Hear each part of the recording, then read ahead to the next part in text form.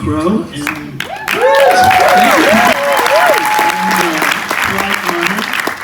to be moderating this little conversation about one of my favorite movies that was just glorious to watch in black and white. And I'm happy to have some guests here. First of all, writer, director, the great David Chase.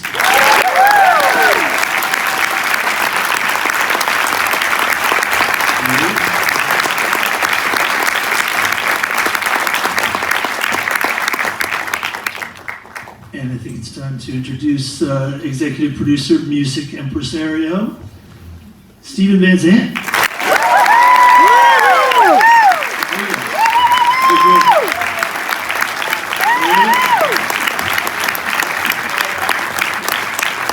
Straight from behind the screen. And wonderful producer, had a lot to do with bringing this to film, and tonight and every night it's played, Mark Johnson.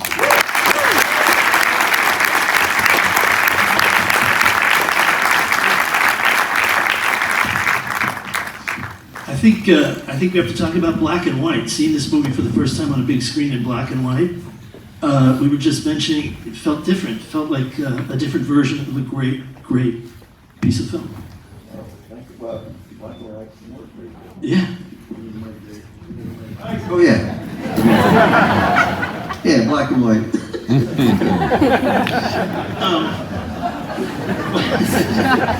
Okay, both versions, color and black and white.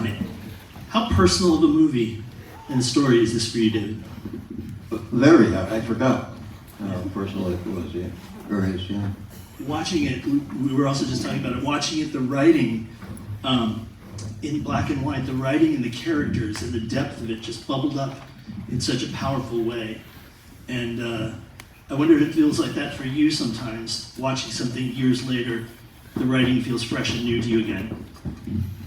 Yeah, I would say so. I mean, I got emotional. I didn't really think in 2012 that it was very autobiographical. Wow.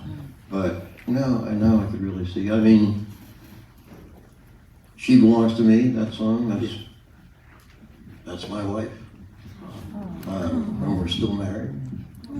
And she told me when I was 18 that time is on my side. I think it's pretty good, right?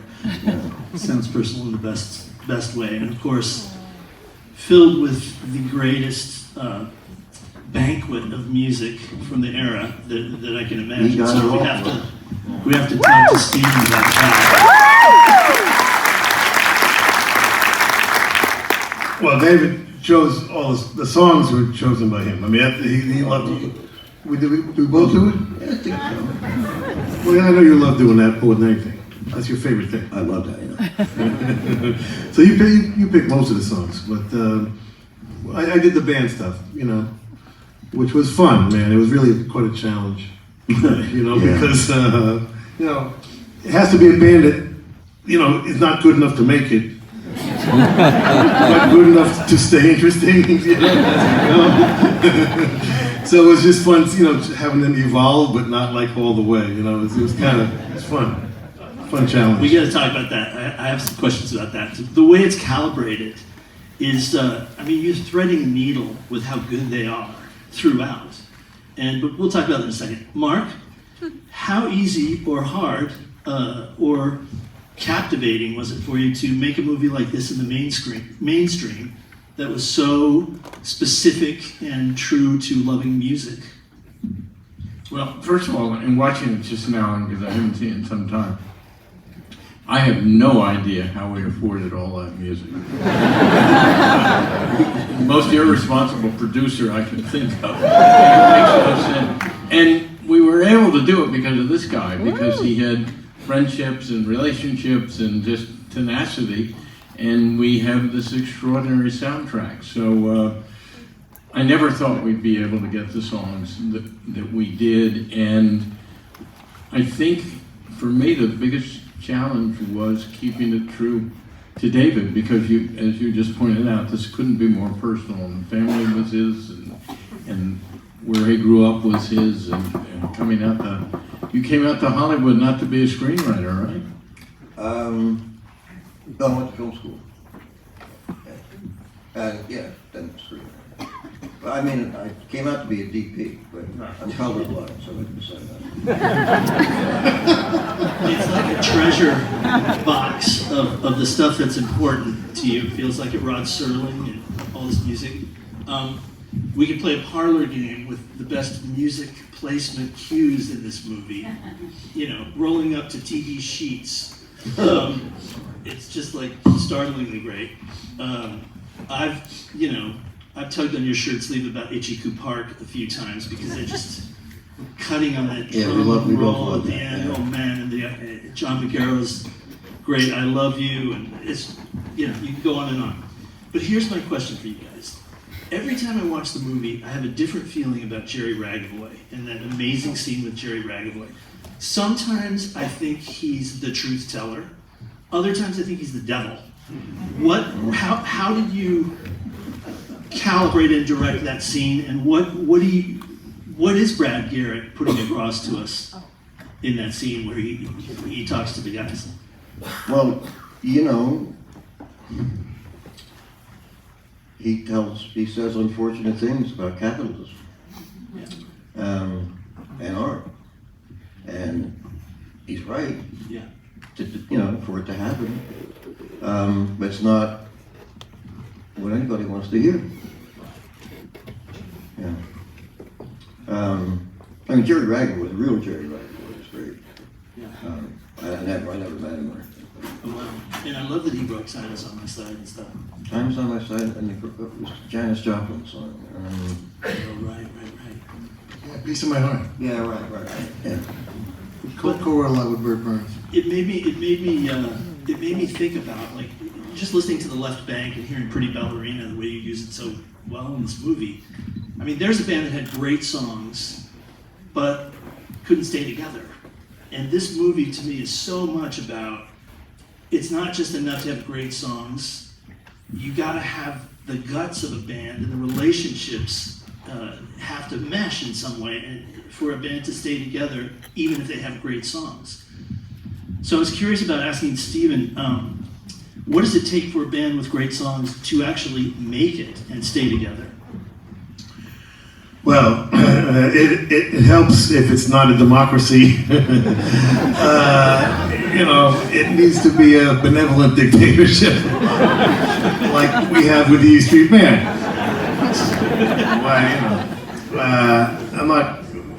I'm serious because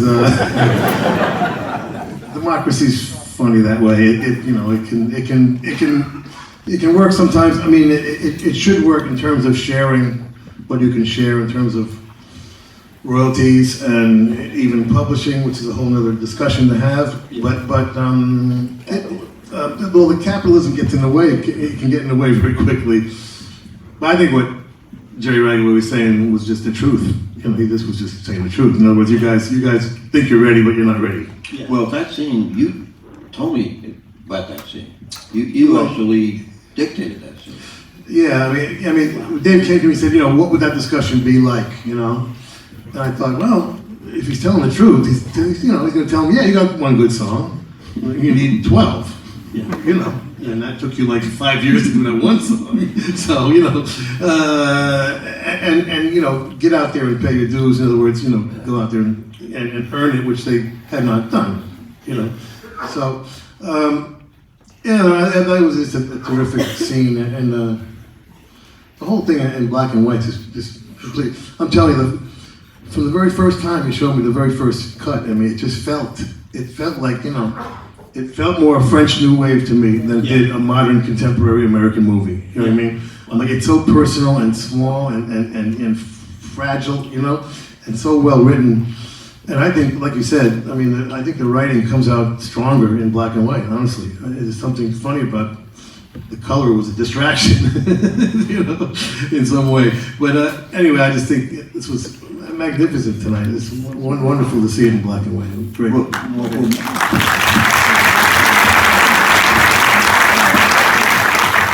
Mark and I were talking about, because actually we talked about it at the time, I think, and I just knew they would never go through, black and white. And he said, "Oh, it should be in black and white." And I just thought, oh, Paramount will never say yes to that, you know.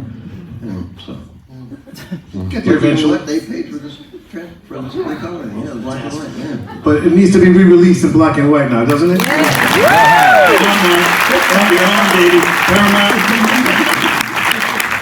It feels so much more true in black and white. It's like you're right there, man. You know, but you're right back in early '60s, man. You know, Big time. which was black and white. Big time. You know what I mean? That era was black and white, man. Was it?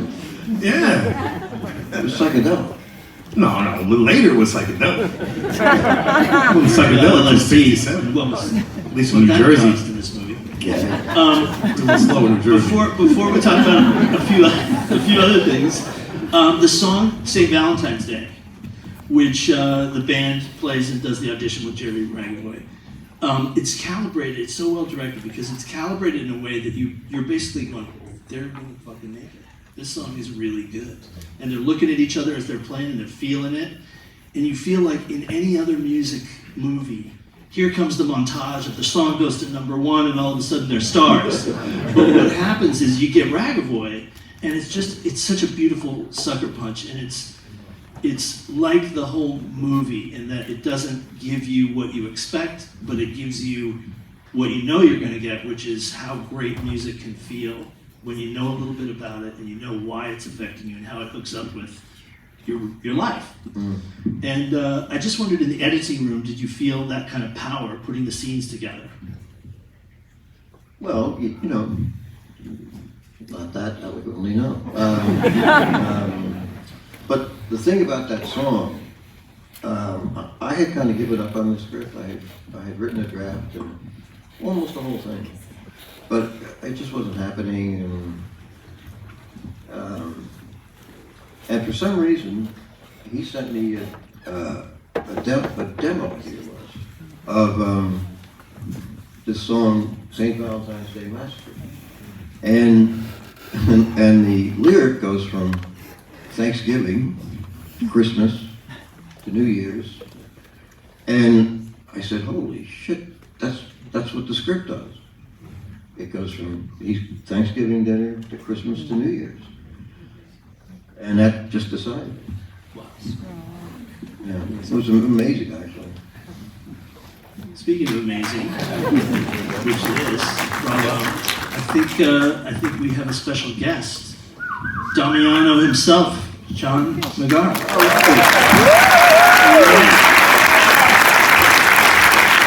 Our great leading man.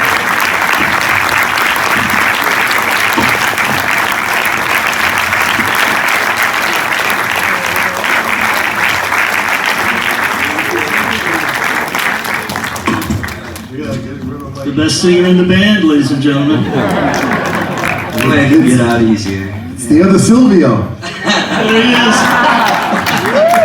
Thanks for making it. I am really happy I was there. I rushed out of this other dumb movie I'm promoting. I'd rather be here with you guys. Yeah.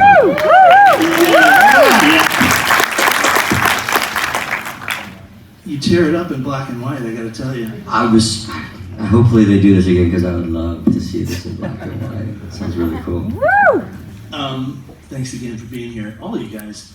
The movie hinges so much on "Time Is on My Side," and when you step up and you sing, how much work was put into threading that particular needle for us all to go like, holy shit, he should be singing the lead. That's maybe a Stevie question. He was my Phil Spector. But not as crazy. Because he put us through a rock and roll boot camp. Oh, wow. And Jack Houston, Will Brill, and myself, and Brom, and Greg, and all those guys. Anyway, we would go in there and we would learn, because none of us knew how to play these instruments. And I sang a little, like when I auditioned, I came into the studio and I sang a little bit of something, right? Well, it was actually a problem because, the trick was they weren't supposed to be that good. Yeah. And I had to keep a lot of first takes because they were just a little too good. You know, I mean, he sang right into him immediately. I'm like, oh shit, you know, that's not good. You know? And Jack too. I mean, they both were like, and you never sang before, right? Never. I mean, yeah, for fun, Yeah. karaoke, but not like that. And I'd never been in like a recording studio like that, Right. where we were at that whole process where you were producing it and, you know, figuring it out. Never had done that. But they were not the least bit intimidated. You know, you think you'd be a little bit intimidated. No, we were. We just hit it well. And it was like, Very bang, intimidating. man. I was like, man, I gotta keep that first take because he's getting too good already. Are these live vocals? Yeah. Holy mackerel. Yeah. It's really, really strong. Yeah, there's nothing fixed, you know. That's them. I mean, they both sang, you know, that was the real voices, yeah. Wow. Yeah. Was it emotional for you singing "Time Is on My Side" in that scene, and just kind of feeling that groove? It was scary. It was more scary than anything. It's so long ago now. I can't remember which song we shot first, but I feel like it was "Time Is on My Side," probably, at least singing wise. So it was pretty early in the shoot, and that day was really scary. There was all of these background actors there, and I mean, I was very young doing this movie, and I just didn't want to like let you Not guys as young as down. you claimed. That's true. I did lie about my age to get this job, but it was the worst lie ever. It was only by a year. I was like, you think you would have gone with a much fucking bigger lie in a year? Yeah. Well, Anyway, no. So it was more scary than anything. But I think those nerves were actually proper for that scene, you know, feeling that way, that nervousness of stepping up to the mic for the first time in front of all your peers. And there was also a lot of pretty girls in the room too, besides Bella. So I wanted to impress. Yeah. Well, "Time Is on My Side" spoken when Bella says to you, you know, "Time is on my side," and gives you that message. What was the direction you gave her? Because she said in an interview that she needed a little bit of a boost from you about how to play that moment. Now knowing that moment was so No, personal, she didn't. she didn't. No, It was beautiful. she didn't need anything. Wow. I got to ask about Mr. Gandolfini, who's so powerful in this film.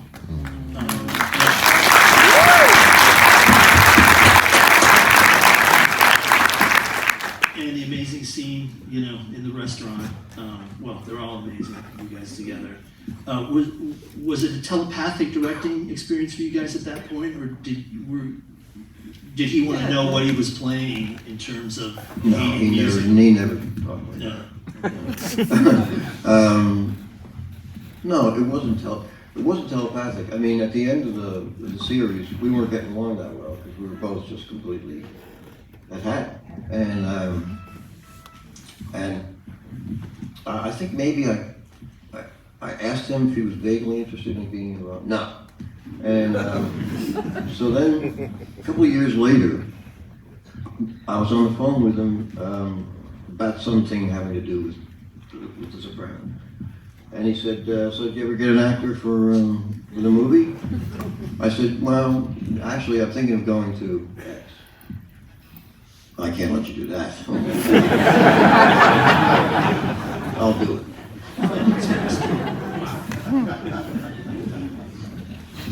At the time, how would David explain the movie to you, John or Mark, or even Stephen?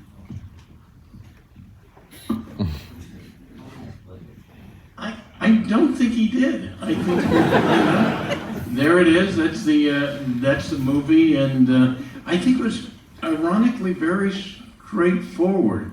When I first read it, I said, "Oh, I see what this movie is." I didn't realize how autobiographical it was. I also didn't realize his friction with James Gandolfini, and it seemed like. How much did you two even talk when you were on the set? Yeah. Oh, we did. Sopranos, or? It was all patched up. Yeah. Everything was fine. No, but I mean, you just so understood one another Yeah. that it was. That's just the way he. I mean, he didn't talk. He didn't talk about any role. You know, he just didn't do that. Yeah, I mean, sometimes not. Yeah, and he's also he's so good. He just could show up and do it, and you know, working with him, that was actually the second time I worked with him. I did this other film called Down the Shore. No one's seen it, but his kid, Michael Gandolfini, was like 9 in it, and he plays this little brat in one scene. And so I've known Michael for a long time too. And anyway, so that was our second time, and we shot Down the Shore right after he finished The Sopranos, and he was, you could see the weight of that show on him.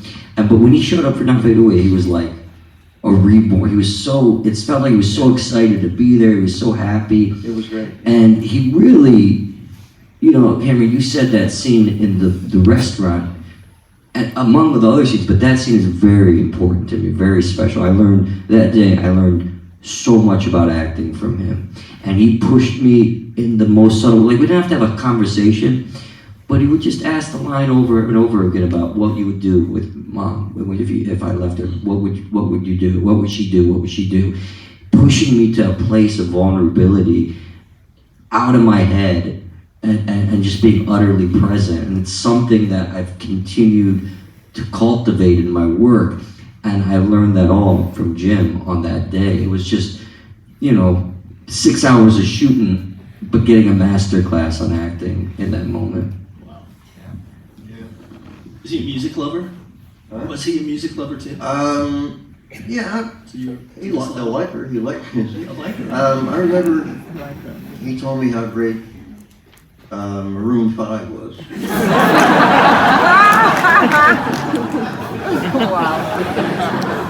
This is good to know. Too much information there. Let's get to that. Steven, a scene in this movie that really sticks with you. If it wasn't in the movie, you would really miss it. Oh man. Well, I love when he crawls up to the attic and Robert Johnson's playing. Anytime you get Robert Johnson into a movie, man, and Elmore James right after doing Robert Johnson. I thought that was cool. You're starting to see she's starting to crack a little bit. And she was terrific, by the way. That actress who played the sister. Dominique. It kind of she got underrated, throughout the thing, because that was a tough role to play, I think. And she's just terrific. So you see her start to go a little bit there,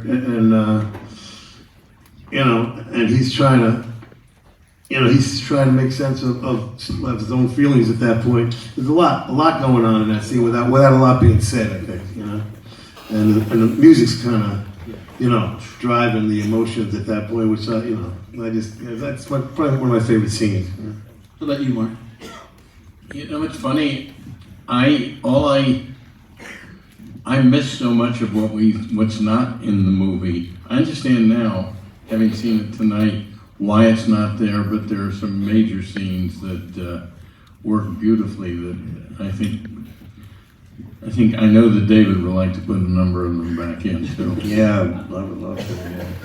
Well, for years, we've been talking about this, and now that Cinetech put it in black and white, maybe next time they'll do what we've talked about, where we put the long cut together and show it. There are some scenes. I remember that scene at Ride Playland. Remember when we were at Ride Playland? Yeah. And we were walking. It's this great scene. I think we were doing acid or something at the time. And we were walking up. We had a real roller coaster. Like we walked all the way to the top, and just we put these great scenes. And it's early when Bella and I are forging our relationship and really like falling in love with each other. But there was just something so magical about that night and shooting it there at this empty amusement park. That's a scene that I miss. I miss that too. I love that scene. Yeah. What was so stupid was there was a shot, the shot at the pool party, the wide shot. There was one with a fence in it and a poster that said Twilight Zones and your picture on it. Why did I cut that out? Makes no sense at all. I thought that was still in it. I haven't watched it in a very long time, but yeah. Has that ever been shown, the longer version of the film? No. Come on. No. That would be. Our editor, Sidney Walensky, Yes, is here. right Oh, Sidney. Maybe we should put him to Bravo, work. bravo. Holy cow. David, it's said that there are scenes in a movie that a director keeps the director awake at 2:30 or 3 in the morning when you're trying to make your day and stuff. But you gotta get this one scene right, or you're just never gonna be able to live with yourself. What's a scene or two from this movie that was like that for you? I was just terrified the whole way through. I mean, I had directed a couple of TV things, and I and then I started to realize about 3/4 of the way through, I went, oh, actually, you do know how to do this. So that was kind of relaxing, but I was scared the whole way through. Do you remember the scene or the part of the movie where you just started to feel your hand on the wheel like that?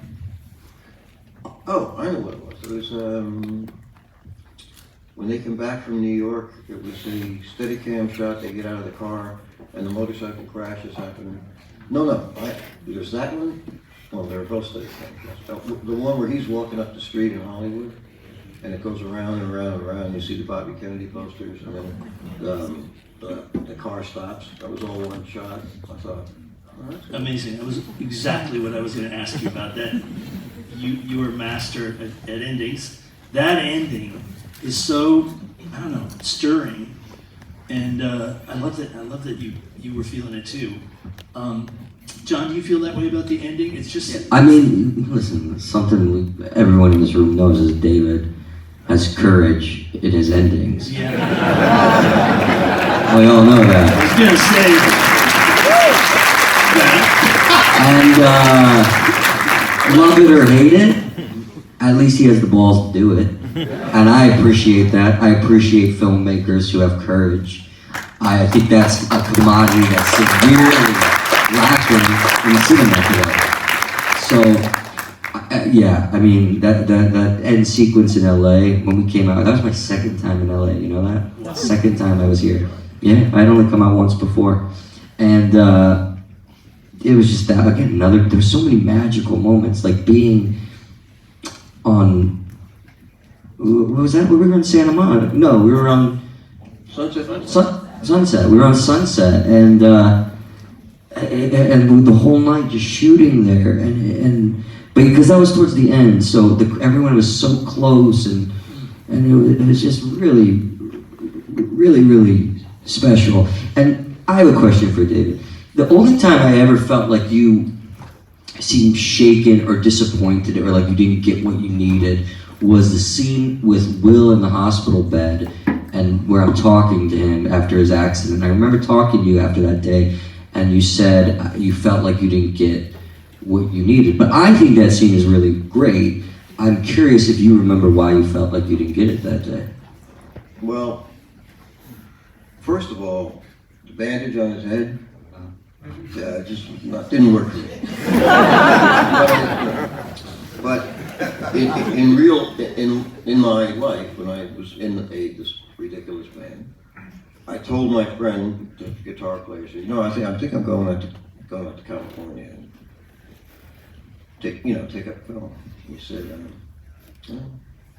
okay, but frankly, I don't think you'll ever be anything but the drummer in my band. Which was the most motivating thing ever happened. Much more than anything my parents ever said. And I didn't feel that from that. Yeah. What? Should I have him say that? It was in there, and I cut it. All right. Great question. It's very strong the way you said it just now. Yeah. You got me. Damn. Well, I like to see this group interview situation going on. Steve, anything you want to ask? No, let me just reiterate that they didn't play any instruments when we started. No. All right, they didn't sing, they didn't play nothing. And by the end of that shoot, how long was the shoot? 3-4 months? Maybe? I don't know. You would know. No, the shoot. 57 days. For 3 months? 2 months? It was Had to be less than 4 months, I right? think it was 50. less than 4 months, but more than 3. I remember, I was told many times, 57 days, you're done. Is it? But we spent how many months before that did we spend in our boot camp learning our It wasn't that instruments? much, was it? It felt like. They learned from scratch in like 6 months. But we had great teachers. I mean, like we got to acknowledge the late great Andy White, who taught me how to play drums. I don't know if anyone knows who Andy White is in here. We found Andy White, a historic drummer who played on the very first Beatles single. In those days, bands didn't, very rarely played on their own records. Actually, especially drummers, because you couldn't trust the drummers. So when the Beatles got to the session to do the session, they had hired a session drummer to play, not knowing that they'd replaced Pete Best with Ringo Starr. Long story, but anyway. So Andy White actually played on that first Beatles single, and some years ago, Max Weinberg from the E Street Band was in some music store, and recognized him. Andy White, what the hell are you, He obviously married a girl from Jersey or something and moved here. And I remembered that when we started this, because I wanted an old school drummer to teach him the old school way with wrist up, which drummers don't use anymore. And it's gone downhill ever since. and so, so he would come in, he was already like 87 or He would take the bus in from Jersey. He took the bus. And that winter we had like the worst blizzards like every weekend. And he would still schlep in on the bus from Jersey, go to Port Authority, he's 80-something years old, and then take a train downtown to the state. He was just, I mean, he's a legend, and he taught me that. Right. Yeah. I don't know that there's another movie that actually gets into within a band, that feeling of a band actually growing and learning to be together and just kind of taking the mystique out of it and still keeping the magic in the story of how that band functions. Well, we talked about it a lot, just as friends. Just, we both love music, and we bullshit about it all the time. And he would tell me things, but it mostly came from this experience that I have with these other friends of mine in Jersey. That we never even played with anybody. Well, we did an acoustic version of "Play with Fire" 12 times on a blanket at the waiting to go see Dylan at the Newport Folk Festival. People kept asking if we played it 12 times. Do it again, do it again. That was the only time. One guitar and me singing. That was the only time we played for other people. We had no band. What was the name of the band? A mystery. That's funny. The fact that you were at the Newport Festival when Bob Dylan went electric is kind of memorable itself. Rather a historic moment in history. I hope they have a cameo of you guys in this movie coming That's out. right. You like span past the band on the I was at that, and I was at Altamont. Damn. Did Mick Jagger see this movie? I don't know. I imagine so, because there's a lot of. What do you think? What was the question? Did Mick Jagger see the movie? see the movie? You think? Did Mick Jagger see the movie? I don't know. The girls. Well, I don't know. Well, Give him a call. I'll get on. I was watching TV, and Keith Richards was talking, being interviewed, and he said, it's like,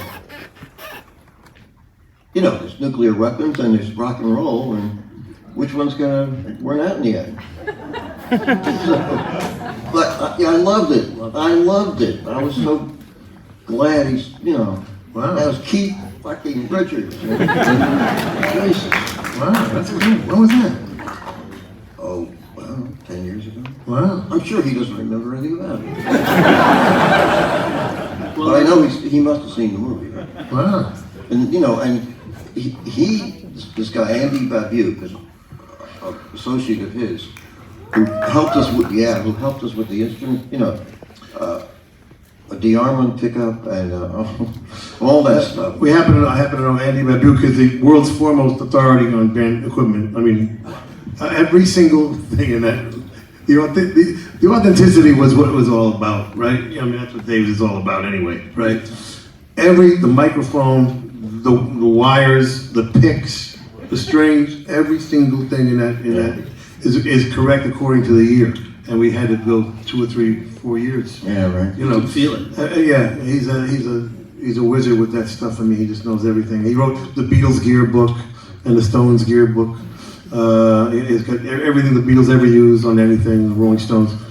But he has a little shop up in Rochester, and came down for us. And I said, we want total authenticity here. You know, we'll you know. And we got it. I mean, it was great. It was great. In every scene. And we got a crew that actually went out and did that stuff and found it, and didn't. That doesn't always happen.